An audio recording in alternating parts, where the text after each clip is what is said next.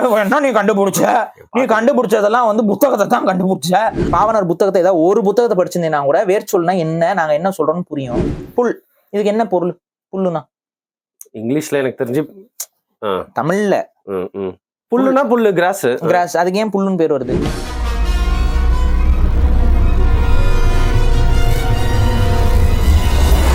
சரி, எனக்கு ஒரு ரிக்வெஸ்ட் பாரு. இப்போ ரீசெண்டாக வந்து நிறைய மீம் பேஜஸ்ல சில சேனல்ஸ்ல நம்மளுக்கு எதிராக பேசுறவங்க எப்பவுமே வந்து ஒரு சின்ன பார்ட்டை வெட்டி வந்து போட்டுட்டு இருக்காங்க.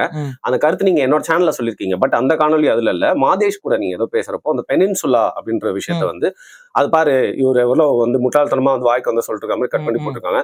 ஸோ மை ஹம்பிள் ரிக்வெஸ்ட், வள்ளல் மீடியாலேயே வரும் டாக்ஸ்ல நீங்க குறிப்பா அட்லீஸ்ட் ஒரு 10 நிமிஷமாவது அது குறித்து உங்களுடைய பார்வை ஒரு விளக்கத்தை வந்து நீங்க கொடுக்கணும்னு. ஏங்க அந்த வீடியோலயே நான் விளக்கம் தான் கொடுத்துருக்கேன், அதே அவங்க வெட்டி தான் போட்டிருக்காங்க. வெட்டி போட்டாங்க. அதாவது ஒவ்வொரு எத்திமாலஜி அப்படிங்கிறதும் இவங்களை பொறுத்த வரைக்கும்னா எத்திமாலஜி டிக்ஷனரின்னு நெட்ல போய் திட்டுவாங்க. தட்டி என்ன பார்த்தோன்னே பெனின்சுலா அப்படின்னா ஒவ்வொரு வார்த்தைக்கும் லாட்டின் வேர்டு, லாட்டினுக்கு அந்த வார்த்தை எங்க இருந்து போச்சு அதை யோசிக்க மாட்டாங்க. பென்னினா ஆல்மோஸ்ட், சுலானா வந்து ஐலாண்டு, ஆல்மோஸ்ட் ஐலாண்டுங்கிறது தான் பெனின்சுலான்னு வந்துருச்சு அப்படின்னு சொல்லி சொல்றாங்க. அது அவங்களுடைய எத்திமாலஜில அவங்க புரிஞ்சு வச்சுக்கிட்டது, புரியுதுங்களா? சூல் அப்படின்னா வந்து பெண் கர்ப்பமாக இருக்கக்கூடிய பருவத்தை தான் சூல் என்று சொல்லப்படுவோம். சூல்னா என்னன்னா குழந்தையோட கூடிய அந்த பெண்ணுடைய வயிறு, அதான் சூல் அப்படின்னு சொல்லுவாங்க. சூல்னா சிறப்புலகரம் கிடையாது, குண்டில் வரும் சூல். அந்த பெண்ணுடைய வயிறு எப்படி இருக்கும்? பல்ஜ்டு. இப்ப பெனின்சுலா எப்படி இருக்கும்? அந்த இருக்குல்ல, அதாவது இப்ப நீங்க பெனின்சுலாக்கு தமிழாக்கம் என்ன? தீபகற்பம். ஏன் கர்ப்பம்?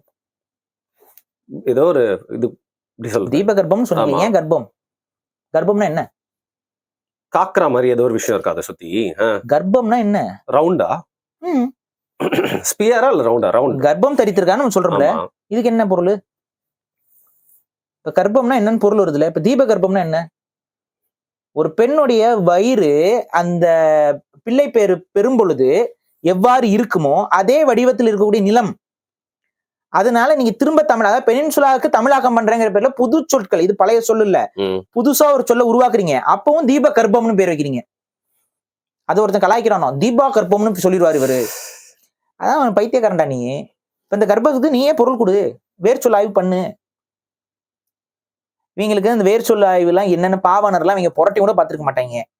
பாவனர் புத்தகத்தை ஏதாவது ஒரு புத்தகத்தை படிச்சிருந்தேன்னா கூட வேர்ச்சொல்னா என்ன, நாங்க என்ன சொல்றோம்னு புரியும். உனக்கு என்ன தமிழ் மொழியில இருந்தா எல்லா மொழியும் வந்துச்சுன்னு சொன்னா உனக்கு எரியுது. இல்ல சில பேருக்கு கோவம், சில பேருக்கு இன்ஃபீரியாரிட்டி காம்ப்ளெக்ஸ். நம்ம மொழியில எல்லாம் அதெல்லாம் இருக்காது அப்படின்னு சொல்லிட்டு நீ உடனே கிளம்பி போயிருவ. எனக்கு அதுக்கு சம்பந்தம் கிடையாதுன்ட்டு. நான் எத்தனை இடங்கள்ல வந்து வெவ்வேறு எத்தனையோ விஷயங்கள் வந்து நம்ம சொல்லியிருக்கோம். எத்திமாலஜில தமிழ் மொழி தான் நம்ம தான் சொல்றோம், தமிழ் மொழி தான் தாய் மொழிங்கிறோம், மூல மொழிங்கிறோம்.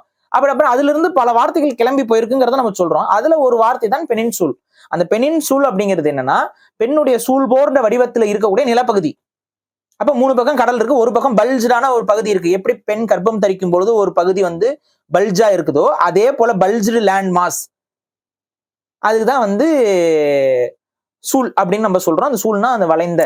சாரி டிஸ்ட்ராக்ட் பண்ணிட்டேன்னு நினைக்காதீங்க. சோ இது ரீசெண்ட் டைம்ஸ்ல நிறைய பேர் வந்து எனக்கே அனுப்பிட்டு இருக்காங்க. சோ நம்ம சேனல்ல இதை பத்தி பேச இன்னொன்னு, அந்த இப்ப நீங்க வந்து இது வந்து ஓகே, இதுக்கு லாட்டின்ல வந்து இன்சுலா அப்படிங்கிறதுக்கு ஐலாண்டுன்னு பொருள் அப்படின்னு சொன்னீங்கல்ல. இன்சுலாங்கிறது பிரெயின்ல ஒரு பார்ட் இருக்கு தெரியுமா? ஓகே, ஒரு சின்ன உள்ள ஒரு பகுதி இருக்கு, மூளைக்கு நடுவுல இருக்க ஒரு பகுதி வந்து இன்சுலா அப்படின்னு சொல்லுவாங்க. அந்த இன்சுலானுக்கு ஏன் பேர் வச்சு? அதுவும் லாட்டின்ல வேர்ல இருந்தா வந்துச்சு.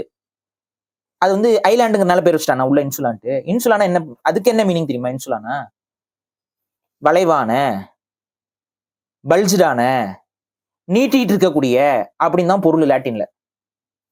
புரியுதுங்களா? இன்சுலாங்கிறதுக்கும் லாட்டின்ல ஆக்சுவலா என்ன வேர்னா வளைந்த, மேடாக, நீட்டி கொண்டு இருக்கக்கூடிய பொருள்.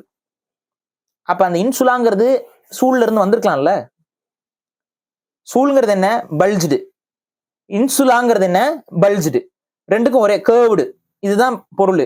அதே போல உருவத்துல உள்ள அந்த மூளைக்குள்ள நமக்கு ஒரு பொருள் இருக்கனால அதுக்கு இன்சுலான்னு பேர் வச்சிருக்கான் லாட்டின்ல இருந்து.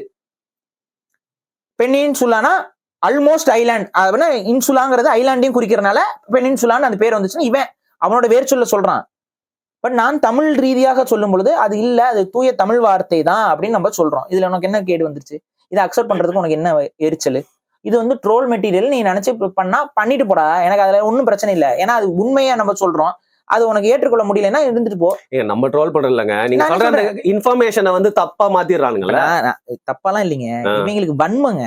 அந்த வன்மத்தை வந்து நான் சொல்றேன். இப்ப தீபகற்பம்ங்கிறது பேரு பெனின்சுலாக்கு நீ தமிழாக்கம் பண்ணிருக்க. அந்த தீபகற்பம்ங்கிறதுல அந்த கர்ப்பம்ங்கிற வார்த்தை அதுக்கு என்ன பொருள், அதுக்கு நீங்க தெரிஞ்சுட்டு வா. அப்ப என்ன சொல்ற, மொழியுடைய அடிப்படை தெரியாம ஒரு மொழி எப்படி உருவாகும், ஒரு மொழி எப்படி வேர் சொல்லு இருந்து கிளைத்து கிளைத்து கிளைத்து வெவ்வேறு பொருட்கள் கொண்டு வரும், இதெல்லாம் நிறைய பேருக்கு தெரியாது. புல் அப்படின்னு நம்ம சொல்றோம். புல், இதுக்கு என்ன பொருள்? புல்லுனா இங்கிலீஷ்ல எனக்கு தெரிஞ்சு, தமிழ்ல புல்லுனா புல்லு, கிராஸ். கிராஸ், அதுக்கு ஏன் புல்லுன்னு பேர் வருது? புல்லுனா ஆக்சுவலா என்ன அப்படின்னா ஏ ஹாலோ ஸ்ட்ரக்சர். தமிழ்ல ஆக்சுவலா தமிழ்ல பொருள் என்னன்னா, புல் என்பது ஒரு ஓட்டை பொருள், ஒரு ஓட்டை உள்ள ஒரு நீளமான பொருளை வந்து புல் என்று சொல்வோம். இப்ப புல்லுக்கு ஏன் அந்த அது ஆக்சுவலா அந்த புல்லுங்கிறது அந்த கிராஸ்ங்கிற அதுல தான் வருது. கிராஸ் எப்படி இருக்கும், நீங்க எடுத்து ஓபன் பண்ணீங்கன்னா உள்ள ஓட்டா இருக்கும். ஒரு கிராஸோட ஸ்ட்ரக்சர் வந்து உள்ள ஹாலோவா இருக்கக்கூடிய கேப் வச்சிருக்கோம். அதனாலதான் வந்து மூங்கில் என்ன சொல்லுவோம், மூங்கில் வந்து ஒரு வகையான கிராஸ். சோ ஒரு மூங்கில நீங்க உடைச்சு பார்த்தா என்ன இருக்கும், ஓட்டை. ஹாலோடு லாங்கேட்டட் ஸ்ட்ரக்சருக்கு வந்து என்ன வந்து அது வந்து ஒரு இது சொல்றோம். சரி, இதேதான் ஆண் உறுப்புக்கு ஒரு வார்த்தை இருக்குல்ல, ஹாலோடு ஸ்ட்ரக்சர். அதனாலதான் அந்த வார்த்தை அங்கேயும் போகுது. கரெக்டா? ஓகே. சரி, தமிழ்ல பறவைகளுக்கு புட்கள், புல் அப்படின்னு நீங்க சொல்றீங்கல்ல, பறவைகளை புல் என்றும் புட்கள்னு சொல்றீங்களே. பழைய புல்லினங்கால் பாட்டு இருக்குல்ல, என்ன புல்லினங்கால், ஏன் புல்லினம் அதுக்கு பேரு? தமிழ்ல தானே பேர் வச்சிருக்கான் புல்லினங்கள்னு. ஏன் என்னைக்கா யோசிச்சிருக்கியா பறவைக்கு ஏன்டா புல்லினங்கால்னு வச்சிருக்கான்? ஏன்னா அதோடைய போன் ஸ்ட்ரக்சர் ஹாலோடு, பறவை ஹாலோடு போன் ஸ்ட்ரக்சர் இருக்கக்கூடிய அனிமல்ஸ புல்லினங்கள் அப்படின்னு சொல்லி கொண்டு வந்தான். ஏன்னா பறவை என்பது பறப்பதுன்னு போயிருது, மத்தது வேற ஏதாவது பறந்தாலும் இந்த பேட் கூட தான் பறக்குது. அப்ப பறப்பது எல்லாம் பறவைன்னு ஆயிராது. அப்ப புல்லினம் என்றால் இந்த பேர்ட்ஸ் அப்படின்னு வரும்பொழுது அதுக்கு கரெக்டான பேர் என்ன, ஹாலோவான போன் ஸ்ட்ரக்சரோட இருக்கக்கூடிய உயிரினம்னா அது. ஏன்னா பறக்காத பறவைகளும் இருக்கு, மயில் பறக்காது, ஆஸ்ட்ரிச் பறக்காது, வான்கோழி பறக்காது, ஆனா அவைகளும் புல்லினங்கள் தான், அவங்களுக்கும் ஹாலோடு போன் ஸ்ட்ரக்சர் தான். தமிழனுடைய அறிவியல் என்பது மிகவும் ஆழமானது. இப்ப அதே புல் இருக்குல்ல, புல்லட்டுன்னு நம்ம சொல்றோம்ல ஆங்கிலத்துல, அந்த புல்லட் என்ன, ஹாலோடு மெட்டல் ஸ்ட்ரக்சர், மருந்து ஃபில் பண்ண ஹாலோடு மெட்டல் ஸ்ட்ரக்சர் புல்லட். இந்த புல்லுன்னு சொல்றோம்ல, ஆணுறுப்பா, ஆணுறுப்புடைய அதே இதுதான் புல். புல் என்பது ஆங்கிலத்துல மாடுக்கு குறிக்குதுல, ஏன் மாடு, ஆணுறுப்போடு இருக்கக்கூடிய மாடு புல் என்று அழைக்கப்படுகிறது. அந்த வார்த்தை இங்க இருந்தா போகுது. இதெல்லாம் வந்து நான் சொல்லுங்க, பாவாணர் சொல்லிட்டு போயிட்டாருங்க. தயவு செஞ்சு புக்ஸ படிங்கடா, பாவாணர் புக்ஸ, வேர் சொல்லாய்வெல்லாம் படிங்கடா, படிக்காம தற்குறியா சுத்தாதீங்க. நான் தான் சொல்றேன், எதுவுமே தமிழ். அப்ப உனக்கு உன்னுடைய மொழியின் மீது, உன் மொழி எவ்வளவு பழமையானது, உன் மொழியிலிருந்து எத்தனை வார்த்தைகள் கிளைத்து இருக்குங்கிறது உனக்கு தெரியாது. இல்லங்க, இன்ஃபீரியாரிட்டி காம்ப்ளெக்ஸ மாத்தலாங்க, வன்மத்தெல்லாம் மாத்த முடியாதுங்க. தூங்குற மாதிரி நடிக்கிறவனே எழுப்ப முடியாது. நான் சொல்றேன், தமிழ் மொழியோட சிறப்பு உனக்கு புரியாது. புரிஞ்சுக்கணும்னா தயவு செஞ்சு வேர்ச்சொல் ஆய்வுகளை படி. வேர்ச்சொல் ஆய்வுங்கிறது ஒரு சொல்லுல இருந்து எப்படி வெவ்வேறு சொற்கள் திரிந்து வெவ்வேறு வார்த்தைகள் வெவ்வேறு இடங்கள்ல பொருள் குறிப்பதாக மாறி இருக்கு, அதுதான் மொழியுடைய வளர்ச்சி எப்படி இருக்குன்னு சொல்லக்கூடிய ஆய்வுகள். அது எத்திமாலஜி தான். ஆனா அந்த எத்திமாலஜிலயும் வந்து என்ன பண்ணாங்கன்னா, ரொம்ப வெளிநாட்டு ஆய்வாளர்கள்லாம் தமிழ் பக்கமே வரமாட்டாங்க, அவங்க எல்லாமே லாட்டினோடய முடிச்சுக்குவாங்க. அவன் இங்க வரப்போறான். அப்ப லாட்டினோட முடிக்கும் போது அவங்களோட இதெல்லாம் எடுத்துக்கிட்டு நீங்க வராத. லாட்டினோட வார்த்தைகளுக்குமே பல வார்த்தைகள் வந்து தமிழ் மூலம் கொண்டதாக இருக்கு. நான் உங்கள்கிட்ட அன்னைக்கே நான் சொன்னேன்ல, சலைவா அப்படின்னு சொல்லி, நான் வந்து வேற புக்ல படிக்கல, நானா மனசுல பட்டு ஓகே இதாமா. நிறைய பேர் கமெண்ட் பண்ணாங்க, எங்க ஊர்ல அப்படி சொல்லுவாங்க, சலுவா ஒழுகுறதும்பாங்கல்ல, அது சலைவாங்கிற வார்த்தை ஆங்கில வார்த்தையாக இருக்கக்கூடிய சலைவா சலுவாயில இருந்து தமிழ் வார்த்தையில இருந்து தான் வந்துச்சு. எங்க ஊர்ல பக்கம் அப்படித்தாங்க சொல்லுவாங்க, சலுவான் தாங்க, எச்சில வந்து சலுவான் தான் சொல்லுவாங்க.